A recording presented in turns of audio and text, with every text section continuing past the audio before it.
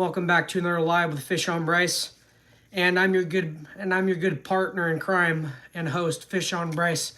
And today, I'm gonna show you guys what I like to run for bobber and drift fishing in low, clear water.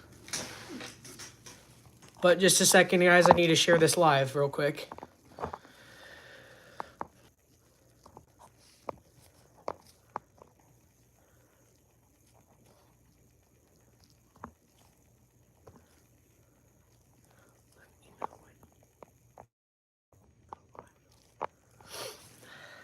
What's up, Oregon Fishing? No, actually, I'm going to try and fish by the hatch tomorrow, but I don't know if I'm going to go yet tomorrow so far. What's up, Real Fishy? What's up, Robert? So, what's up, Kevin Morgan? So, I'm in here doing this live tonight because I want to show someone messaged me and asked me, what do I like to use in low, clear water like we have this week and last week? And I'm going to show that person how I like to run my setups in low, clear water. So just give me 1 second, guys.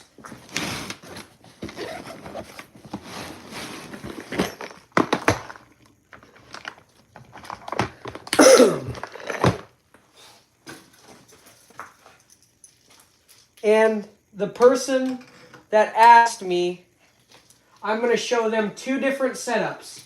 I'm going to show them a bobber setup, and I'm going to show them a drift setup. So, I'm going to show them what I like to use when it comes to drifting and bobber fishing. So, yes, Real Fishy, it's really clear. I mean, really clear. The river is really clear. I mean, you can look down there in some of those holes when it's really clear and see the bottom. You can see those fish, and they're just sitting in there that deep. I mean, in shallow water, like 5 to 6 feet of water, when it's really shallow, you can see the bottom. You can see those big black lines or the nice chromeness of the fish unless they roll in the holes. But like I said, someone asked me, how do I like to fish in low clear water with this low clear water that we have? So I'm gonna show them how I like to do it. So I seen that it just popped up on my my thing. But I'm gonna show that person because he's on here too tonight. I just got that.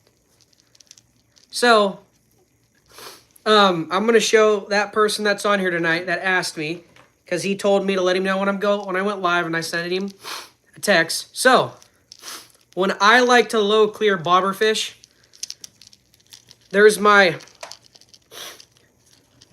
bobber stop, my green bead, my corky, my half-ounce elevated float, and then another green bead to a 3-way swivel with a stick weight. And then we come down to my first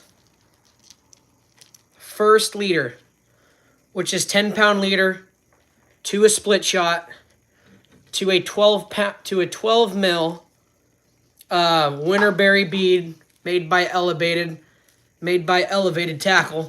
I love these beads. These beads work amazing. I would definitely go check out Elevated Tackle. These guys are really good. And then a size 1 hook with an egg loop. And then that's probably, maybe my first leader is about 1 foot long. And then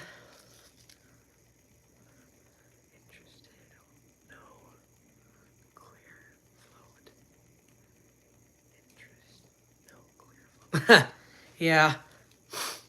But my second leader is probably 18 to 20 inches. And then from right here, there's my where I tied it to my hook. And then you come down here to my Moody Blue, made by Godsent, and a half and a size 2 Gamakatsu or owner hook.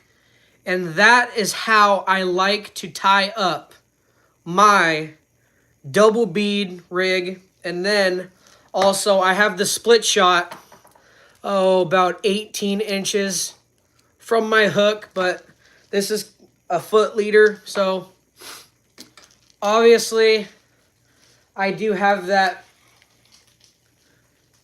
split shot a little bit closer to my bead. But if you run a split shot, you're gonna get down to the bottom faster. You're gonna get it in those fish's face. What 8-10 mil low clear.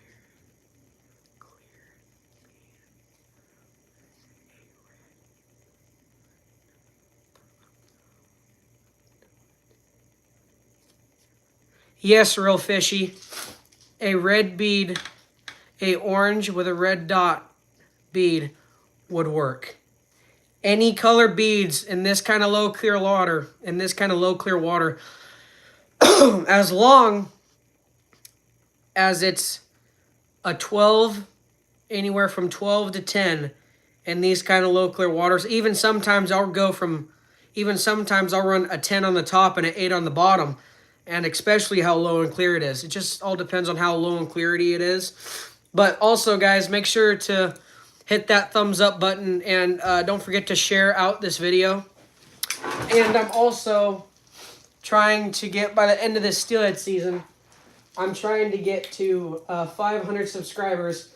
If we can get to 500 subscribers by the end of steelhead season, which is April, me and my good buddy Tom are going to do a fishing trip. We're going to roll the dice, and one of you guys are going to win a free fishing trip, but you guys will have to meet us at one of our rivers that we take you guys on. Springers are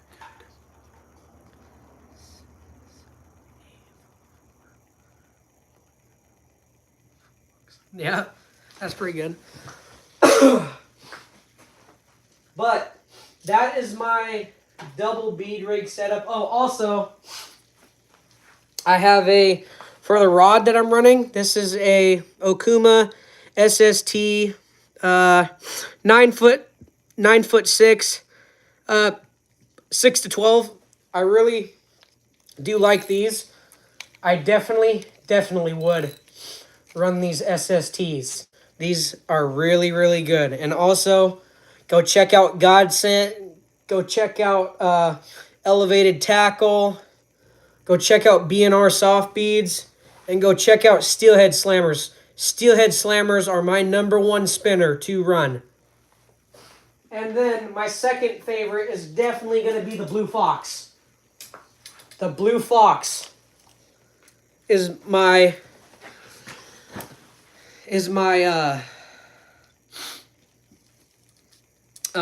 my second favorite to run for a spinner. Those are both really good spinners. I definitely would go check out Steelhead Slammers. Go buy some Steelhead Slammers. That guy is a really, really cool guy. He knows how to make his spinners. He's got really, really good spinners. So everyone, definitely go check out Steelhead Slammers on Facebook. Also, I would like you guys to please go check out my new Facebook account. It's for this channel. It's Fish on Bryce. So please definitely go check out Fish on Bryce on Facebook. That channel is a really good channel. So let's get to 500 on that, so we can go live on Facebook, so you guys can see my lives on Facebook. So please go check out my my channel on Facebook. This is for Fish on Bryce on YouTube. And everyone, definitely share this video out. Please share this video.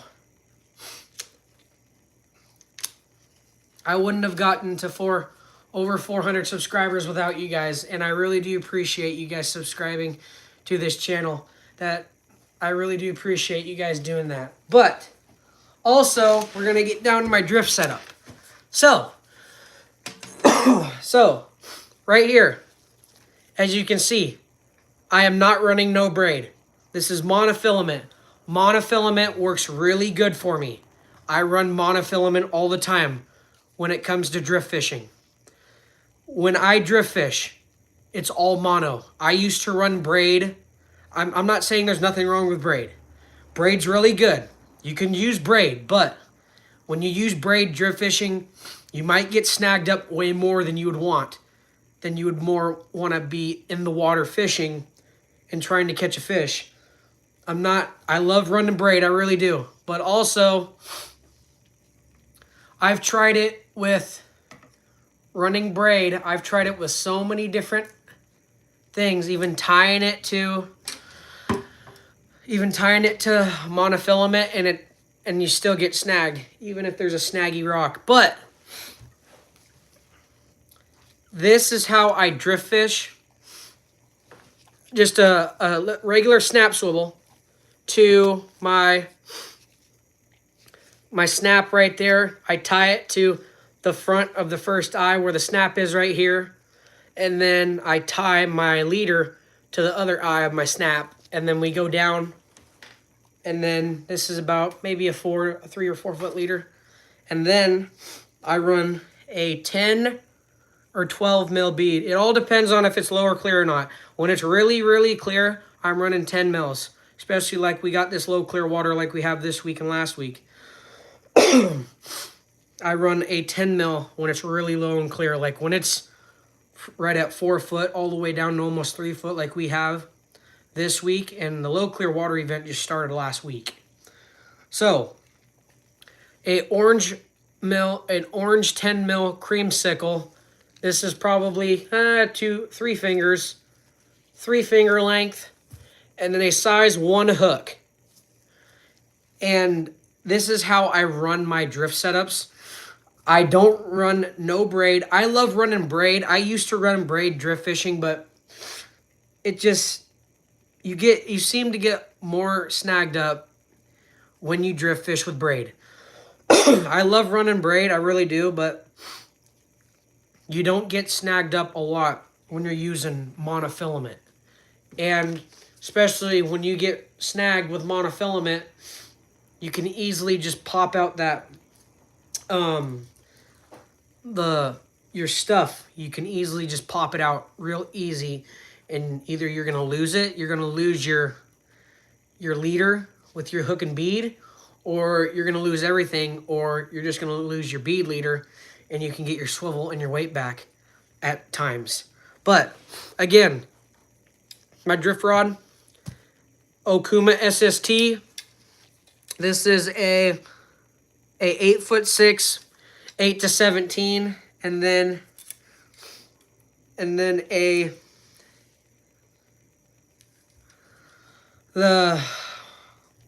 also on my reel, Maxi. That's all I run is Maxi.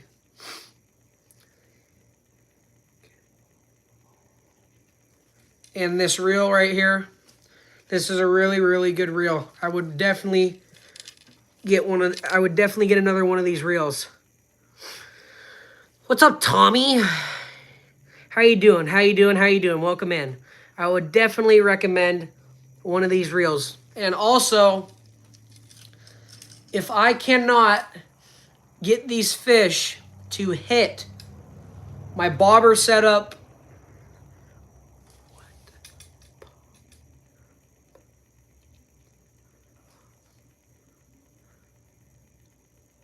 I'm actually in Oregon. Thank you, Real Fishy. Me and Real Fishy are in Oregon right now. I live in Oregon, and that's really, I can't say like the name of the town that I'm in, but I am in Oregon. Most of all of us that are on here are from Oregon.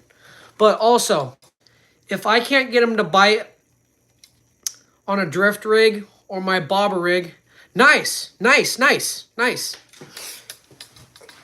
If I can't get them to bite my bobber rig or my drifting rig, this is what I'll do. Hold on, let me get the pole for you guys. If I can't get them to bite, and they're just not being aggressive, and they don't want to bite, this is what I'll do. I'll take out my steelhead slammer, either a gold or a Michael Jackson, or just the good old faithful blue and silver, or any color of steelhead slammer, or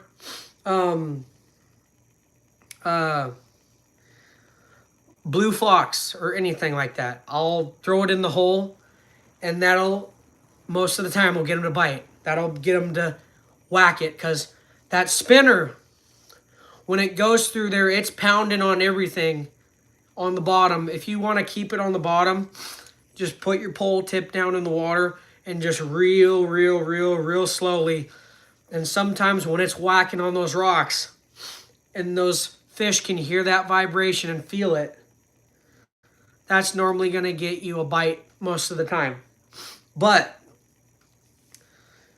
like I said, if they don't bite any of this stuff, I'll take my spinner through there and throw it in there and just whack it through them, and most of the time I'll get a bite doing that. But I will say 100% that if I don't get on some of these low clear water days like we normally have, and if you got a nice 5.5, 6 feet deep hole that you're fishing, and you're wondering why are they not biting, and you've seen fish in there jumping and rolling, that's when you pull out the spinner and throw it in there. And that'll sometimes get you an aggressive bite. And if they don't eat the springer. Yeah, and if they don't eat the springers.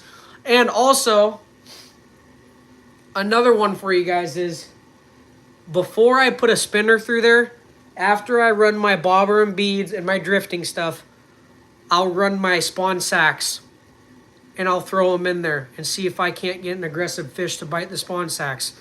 Because they see those eggs and they'll just come up and whack it. They're trying to get it away from their spawning ground. Or another thing is what I'll do.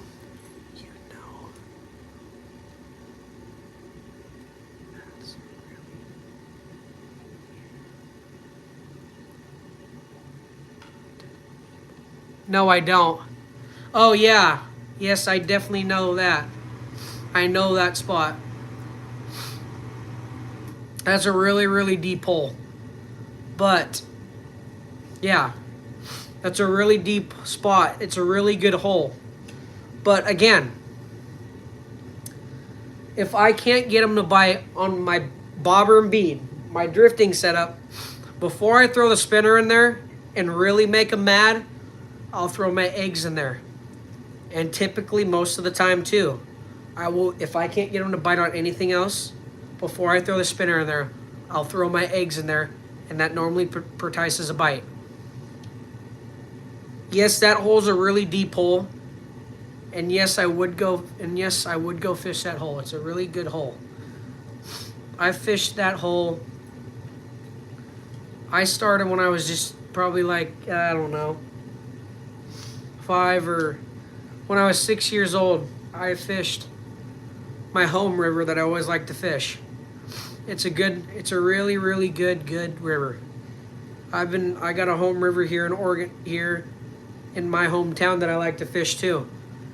And we catch a lot of springers out of it. You guys have probably seen a couple of my videos from early this spring. From earlier this spring, I hooked 10 springers. I tagged 5 and I handed 5 off. And that was a really good year of springer fishing. That was my second best year that I've ever had for springers. Ever. But the key sometimes is also adding scent to your presentations. And that's what I normally do, is I add scent. Either krill, anise, garlic, bloody tuna, anise, garlic, or anise krill is another good one. Herring. They're all good scents. Also, it's not always put scent. I always run scent on my beads. I always run scent on everything, especially my eggs. If I'm not getting a bite on my eggs the first couple casts, then I throw that scent on there, and that entices a bite. They smell whatever you put on it, either the anise or krill or the shrimp or whatever. Also a bobber and jig with a bead trailer with a tipped shrimp. That's another good one, because they see that jig with the tipped shrimp on it, and most of the time when they see that and they see that bead trailer behind it, they're going to hit the bead. But they smell the shrimp because they smell the salt in it. If you put salt in it, those steelhead smell that salt from the salt water from where they were coming up from. And I don't know if they're hungry per se because they're coming up from salt water. But like steelhead don't die like salmon would. When salmon come up the river, they're dying once they come up from salt water.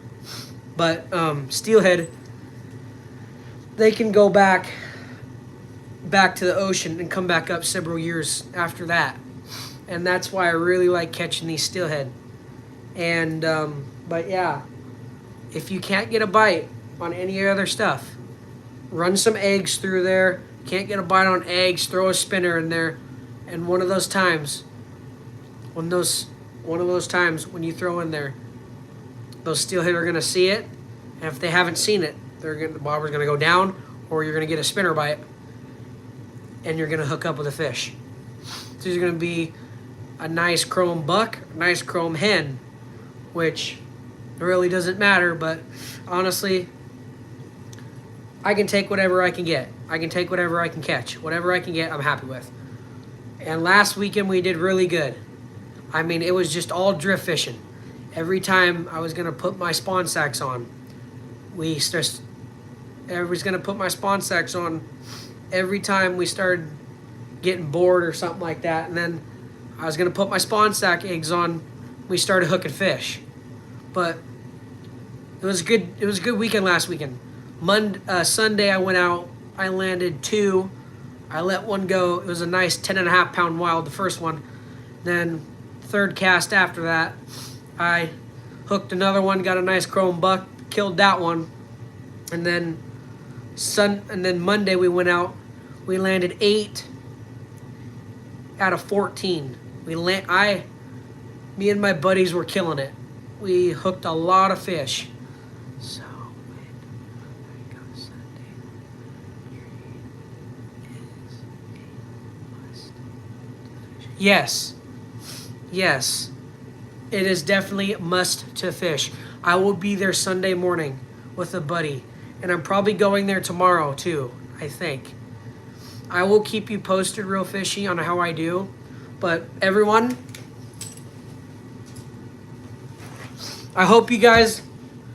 everyone, thank you so much for tuning in tonight. Make sure to like, comment, share, subscribe, and share this video with all your friends. I post a lot of good videos. Everyone, again, go check out Steelhead Slammers. Go check out God Sent Fishing. Go check out his bees. Go check out Elevated Tackle. Go check out B&R. Definitely, I love running the elevated half-ounce bobbers, and especially their hybrid bobber dogger. That is a really, really good one to fish with. Because when you're in the shallow spots, it's going to drag. Then once you get into the deeper spots, it's not going to drag. It's a really, really good bobber. I've fished with it. It works Really, really good. Really, really good. So everyone, definitely go check out Elevated Tackle. Go check out their bobbers. Go check out their beads. Go check out God Sent Fishing. Go check out his beads. And go check out BNR. Everyone, thank you for coming in tonight. Make sure to like, comment, share, subscribe. And we'll see you guys all in the next one. All right, later, guys.